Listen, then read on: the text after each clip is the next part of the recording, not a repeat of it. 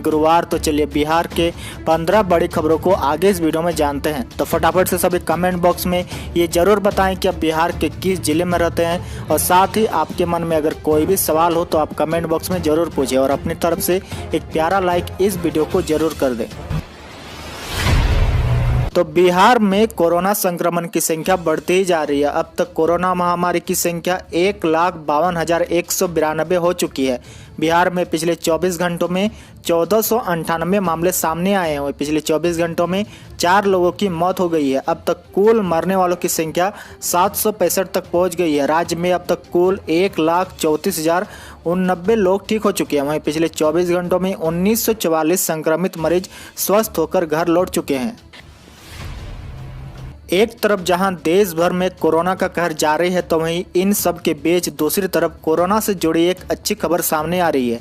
Patna AIIMS में पहले चरण का कोरोना वैक्सीन का पहला ट्रायल पूरा कर लिया गया है। पटना के 44 लोगों के साथ पूरे बिहार के 350 लोगों पर किए गए कोरोना वैक्सीन ट्रायल के बाद पटना एम्स में दूसरे चरण में 50 लोगों के रजिस्ट्रेशन की प्रक्रिया शुरू कर दी गई है। पहले चरण में 350 लोगों को डोज दिया गया था, जिसका किसी पर भी कोई साइड इफेक्ट नहीं सामने आया है। इसके बाद उनकी रिपोर्ट को केंद्रीय स्वास्थ्य मंत्रालय को भेजा गया है।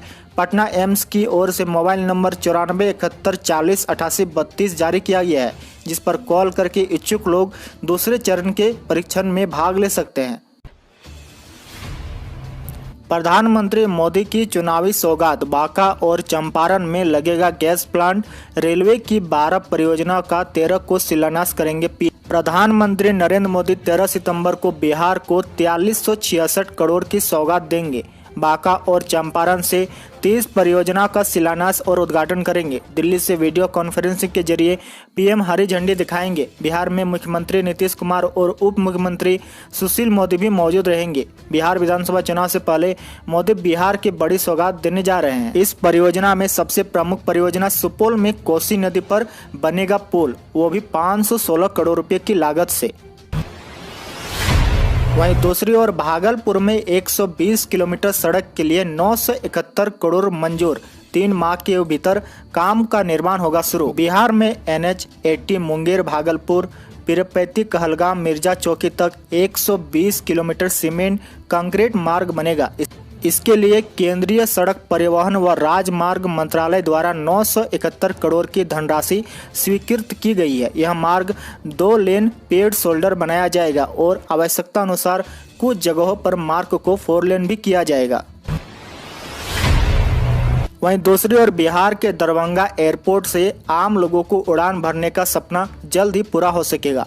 एयरपोर्ट अथॉरिटी ऑफ इंडिया ने ट्वीट करते हुए इसके संकेत दिए हैं। दरअसल एयरपोर्ट अथॉरिटी ऑफ इंडिया ने ट्वीट करते हुए लिखा कि दरभंगा हवाई अड्डे से जल्द ही नागरिक उड्डयन अभियान शुरू होगा। क्षेत्रीय कनेक्टिविटी योजना के तहत मिनिस्ट्री ऑफ सिविल और एयरपोर्ट अथॉरिटी ऑफ इंडिया ने दरभंगा से अन्य हवाई अड्डों को हवाई संपर्क प्रदान करने के लिए बिहार सरकार से हाथ मिलाया है।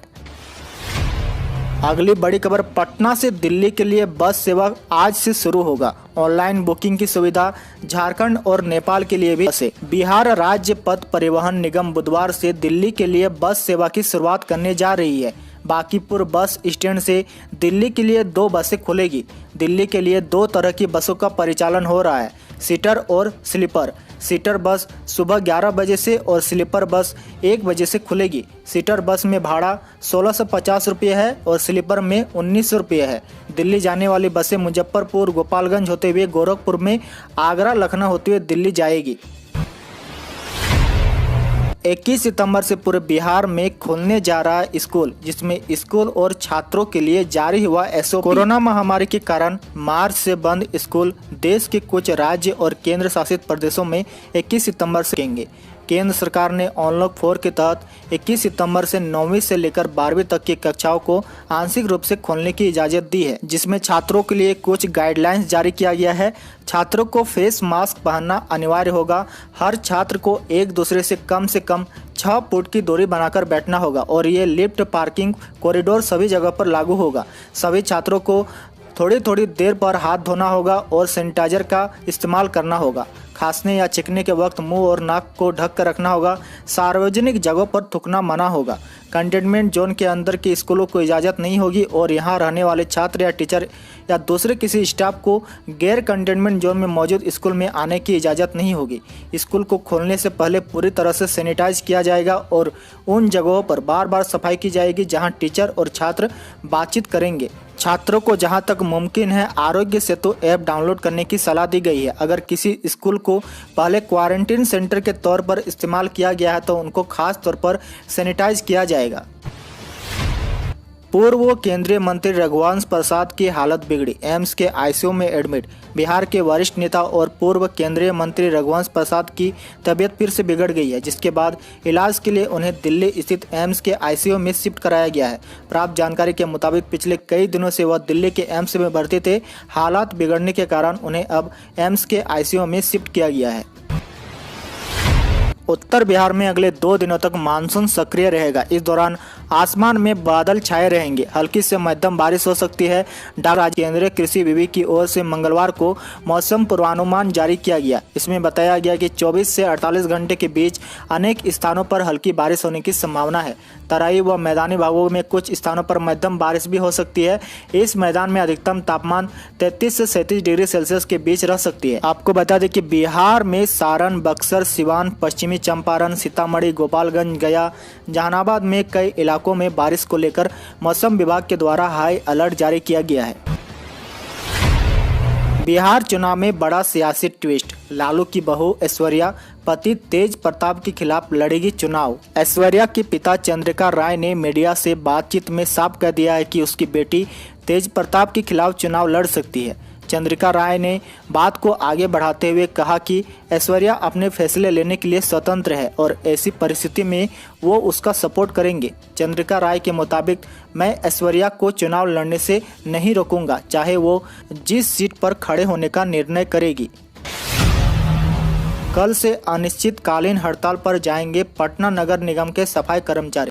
पटना नगर निगम संयुक्त कर्मचारी समन्वय समिति के अध्यक्ष चंद्र प्रकाश सिंह, संयोजक राम यतन प्रसाद एवं सह संयोजक मंगल पासवान ने संयुक्त रूप से संवाददाता से इस दौरान संबोधित करते हुए कहा कि 8 फरवरी 2020 को निगम के स्तर पर हुए समझौते का कार्यान्वयन अब तक नहीं किया गया। दैनिक मजदूरों को हटाने, कर्मियों की मांगों के प्रति निगम प्रशासन की उपेक्षापूर्ण रवैये, आउटसोर्स एजेंसियों द्वारा सफाई में लगे कर्मियों का दोहन व निगम खजाने की लूट, इन मामलों को लेकर निगम के 8000 कर्मियों में भारी रोष एवं असंतोष व्याप्त है। ऐसी स्थिति में 10 सितंबर 2020 से इन सभी कर्मियों को हड़ताल पर जाना तय है।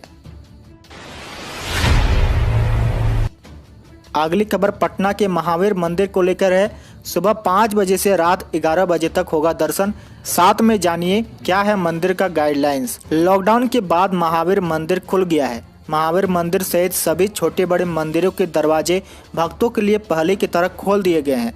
पूजा अर्चना शुरू हो गई है।